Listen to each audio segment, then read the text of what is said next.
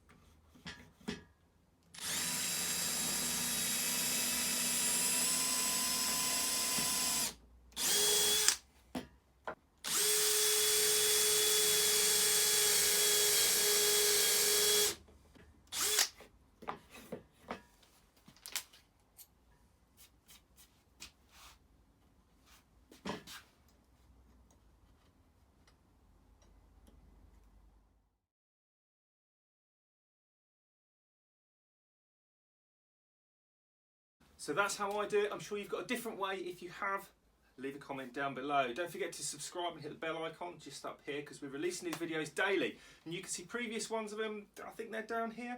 But if you really want to stick around and support the channel, get some cool perks and all that kind of jazz, then there's a Patreon link down, I think there somewhere. So you stay safe till next time.